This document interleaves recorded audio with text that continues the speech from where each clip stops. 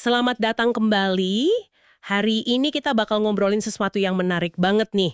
Kita mau bedah bareng-bareng konsep adab dan etika moral menurut Al-Quran berdasarkan sumber-sumber yang sudah Anda siapkan. Betul. Kita mau lihat gimana sih Al-Quran itu ternyata bukan cuma kitab ibadah ya, tapi lebih kayak panduan lengkap untuk perilaku kita sehari-hari. Nah, itu dia poinnya. Dan yang paling menarik dari sumber-sumber ini adalah bagaimana Al-Quran itu memandang etika bukan sekedar hiasan gitu. Tapi ini adalah inti dari iman. Oh, jadi manifestasi langsung dari keimanan ya? Betul. Jadi hubungan kita sama Tuhan itu dianggap belum lengkap kalau nggak tercermin dalam hubungan baik kita dengan sesama manusia. Ini sebuah sistem yang terintegrasi. Tujuannya ya membangun individu dan masyarakat yang beradab. Oke, sistem yang terintegrasi. Sip. Kalau gitu, mari kita mulai. Sumber Anda ini menyarankan kita mulai dari titik yang paling dasar, paling fundamental. Keluarga. Lebih spesifiknya lagi, orang tua. Dan ini yang langsung bikin saya, wah kaget. Posisi hormat ke orang tua itu persis setelah perintah untuk menyembah Tuhan. Itu kan levelnya tinggi banget loh. Tepat sekali. Penempatannya itu nunjukin betapa krusialnya posisi orang tua. Dan Al-Quran nggak cuma bilang hormati orang tuamu, gitu aja. Tapi instruksinya luar biasa detail, sampai ke pilihan kata. Oh iya? Iya, di surah Al-Isra ayat 23 itu kan intinya perintah berbuat baik. Terutama saat mereka sudah lanjut usia. Dan ada satu frasa di sana yang menurut saya kena banget. Sumbernya mengutip potongan ayat, "Fala taqul lahuma uff", yang artinya, maka sekali-kali janganlah kamu mengatakan kepada keduanya perkataan ah. Nah, itu dia. Itu poinnya. Bukan cuma dilarang membentak, bukan cuma dilarang berkata kasar. Cuma ah doang padahal. Betul. Mengeluh dengan satu kata ah atau uff, sebuah ekspresi yang paling minimalis, itu aja udah dianggap melanggar batas etika. Standarnya setinggi itu. Pesannya jelas, rasa hormat itu harus ada bahkan dalam desahan napas kita. Tunggu. Ini kan standar yang ideal banget ya. Tapi kita tahu di dunia nyata hubungan keluarga itu kan rumit. Kadang ada konflik, ada beda pendapat yang tajam. Gimana sumbernya membahas penerapan ini di situasi yang katakanlah nggak ideal? Pertanyaan yang bagus banget. Sumber-sumber ini memang fokusnya ke prinsip dasar ya. Tapi para ulama yang menafsirkan ayat ini sering menjelaskan bahwa perintah untuk berkata mulia atau qaulan karimah itu sifatnya mutlak. Mutlak. Iya, terlepas dari kita setuju atau enggak sama orang tua. Ini bukan tentang kepatuhan buta, tapi soal menjaga adab komunikasi. Beda pendapat boleh, tapi cara menyampaikannya harus tetap hormat dan penuh kasih sayang. Disitulah ujiannya. Oke, paham. Jadi memisahkan antara isi pesannya dengan cara kita menyampaikannya. Sip. Nah, dari lingkaran keluarga ini, kita seolah-olah melangkah keluar rumah nih. Gimana Al-Quran ngatur aturan main interaksi di masyarakat? Nah, begitu kita melangkah keluar, prinsip utamanya adalah penghormatan pada hak dan privasi orang lain. Contoh paling konkret yang diangkat sumber Anda, itu adab bertamu. Ini penting banget. Dan ini bukan sekedar sopan santun biasa, tapi prinsip yang ada di dalam Wahyu, di surah An-Nur ayat 27. Jangan masuk rumah orang lain sebelum minta izin dan memberi salam. Jama'ahuma, hatta tasta'nisu wa tusallimu ala ahliha. Betul. Kata tasta'nisu itu menarik loh.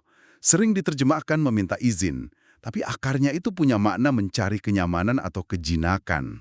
Oh, jadi bukan sekedar permisi, gitu ya? Bukan. Jadi kita itu nggak boleh menagetkan tuan rumah. Kita harus pastikan mereka nyaman dan siap menerima kita. Ini fondasi rasa aman psikologis dalam komunitas. Aturan dasar biar nggak ada yang merasa canggung atau nggak nyaman. Dari privasi individu, sumber Anda langsung lompat ke pilar yang lebih besar lagi, keadilan. Benar. Dan disinilah tantangannya jadi jauh lebih berat. Al-Quran seperti yang dikutip dari surah An-Nisa ayat 13:5 memerintahkan kita jadi penegak keadilan. Tapi ada syaratnya yang luar biasa. Keadilan itu harus ditegakkan walau ala anfusikum awil walidaini wal akrobin. Tunggu, itu artinya biarpun terhadap dirimu sendiri atau ibu bapak dan kaum kerabatmu. Ini kan melawan semua naluri dasar manusia, ya kan? Naluri pertama kita pasti bela diri, bela keluarga. Betul. Ini memang standar emasnya. Gimana Al-Quran mengharapkan kita bisa seobjektif itu? Logikanya begini. Kalau keadilan bisa bengkok karena hubungan pribadi atau kepentingan diri, ya keadilan itu jadi nggak ada artinya. Masyarakat yang adil cuma bisa tegak kalau kebenaran itu di atas segalanya. Di atas cinta kita pada keluarga, bahkan diri sendiri. Wow. Ini latihan spiritual yang berat, melepaskan ego demi kebenaran yang lebih besar. Oke, menegakkan keadilan setinggi itu jelas butuh integritas personal yang luar biasa. Dan fondasi integritas seringkali ada di ucapan kita kan, apa yang kita katakan. Kayaknya ini jembatan yang pas ke bagian selanjutnya. Etika komunikasi. Betul sekali. Lidah itu kan pedang bermata dua ya. Bisa membangun, bisa menghancurkan. Makanya Al-Quran sangat detil mengaturnya. Prinsip utamanya, yang juga dikutip dari surah Al-Ahzab ayat 70, adalah untuk selalu mengatakan qaulan sadidan. Qaulan sadidan. Itu diterjemahkan perkataan yang benar. Tapi kayaknya maknanya lebih dalam dari sekedar jangan bohong ya. Jauh lebih dalam. Sadidan itu artinya bukan cuma benar faktanya, tapi juga lurus, tepat sasaran, nggak ambigu, dan yang paling penting, konstruktif. Perkataannya membangun. Kalau kita tarik ke konteks sekarang, ini formula anti-hoax, anti-fitnah, dan anti-misinformasi yang paling ampuh. Bicaralah dengan niat memperbaiki, bukan memecah belah. Tapi kadang perkataan yang benar itu bisa nyakitin kan? Ada konsep bohong demi kebaikan. Gimana Al-Quran menyeimbangkan antara berkata benar dengan menjaga perasaan orang lain? Ini pertanyaan krusial. Al-Quran itu sebenarnya menyajikan spektrum etika berbicara. Selain qaulan sadidan, ada juga qaulan karima, perkataan yang mulia ke orang tua. Ada qaulan layyinah, perkataan yang lembut. Iya. Ada juga qaulan ma'rufah, perkataan yang pantas. Jadi berkata benar atau sadidan, itu harus disampaikan dengan cara yang ma'ruf atau layyin. Kebenaran bukan alasan untuk jadi kasar. Seni komunikasi dalam Islam itu ya menyampaikan kebenaran dengan cara paling bijaksana dan empati. Oke, jadi bukan cuma apa yang dikatakan, tapi bagaimana dan kenapa juga ya. Nah, perkataan yang benar ini, kalau kita bawa ke dunia bisnis, ini jadi fondasi mutlak. Dan menariknya, sumber Anda langsung menyambungkan ini ke etika di pasar. Tentu saja, karena pasar itu tempat di mana integritas paling sering diuji. Sumber Anda menyorot dua pilar utama. Yang pertama, manifestasi fisik dari qaulan sadidan tadi, kejujuran mutlak dalam transaksi. Contohnya, surah Al-Isra ayat 35 sangat tegas. Wa auful qaila iza kiltum wazinu bil qistil mustaqim. Dan sempurnakanlah takaran apabila kamu menakar dan timbanglah dengan neraca yang benar. Ini kedengarannya spesifik untuk pedagang zaman dulu ya. Relevansinya sekarang gimana? Relevansinya universal. Menakar dan menimbang dengan benar hari ini bisa berarti ngasih kualitas barang sesuai deskripsi di e-commerce, transparan soal term and condition di kontrak, nggak melebih-lebihkan klaim iklan, atau bahkan karyawan yang memberikan jam kerja jujur sesuai gajinya. Oke. Jadi ini tentang integritas dalam segala bentuk pertukaran nilai, paham? Nah, pilar kedua yang dibahas ini sering jadi perdebatan nih, larangan riba. Banyak yang masih bingung apa bedanya ambil untung gede dalam jual beli dengan riba. Nah, sumber Anda mengutip ayat kunci dari surah Al-Baqarah ayat 275. Wa ahallallahul bai'a wa harramar riba. Allah telah menghalalkan jual beli dan mengharamkan riba. Perbedaan filosofisnya fundamental. Gimana tuh? Jual beli, sebesar apapun untungnya, itu basisnya pertukaran nilai real. Ada barang, ada jasa, ada risiko yang ditanggung bersama. Oke, ada kemungkinan untung, ada kemungkinan rugi. Betul. Sementara riba, dalam bentuk dasarnya, adalah keuntungan yang dihasilkan dari utang itu sendiri, tanpa ada pertukaran nilai tambah atau penanggungan risiko yang sepadan. Ibarat membuat uang dari uang. Iya. Logika di balik pelarangannya itu untuk mencegah sistem di mana yang kaya bisa makin kaya tanpa kontribusi produktif. Cuma dari pinjaman, sementara yang butuh modal malah makin terjerat.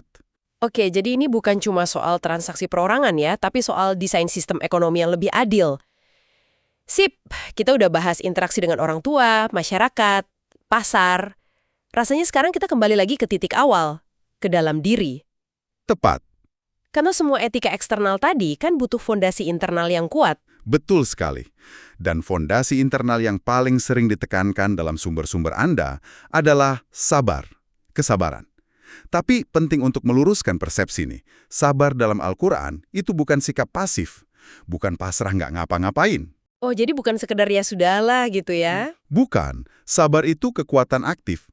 Daya tahan, ketabahan, kegigihan, dan disiplin diri dalam menghadapi kesulitan. Kayak otot spiritual yang perlu dilatih. Mm-mm. Sumber Anda mengutip ayat yang populer banget dari surah Al-Baqarah 153 yang menyandingkan sabar dengan sholat. Wastainu bisobri wassolah. Benar. Jadikanlah sabar dan sholat sebagai penolongmu. Ini formula dua bagian.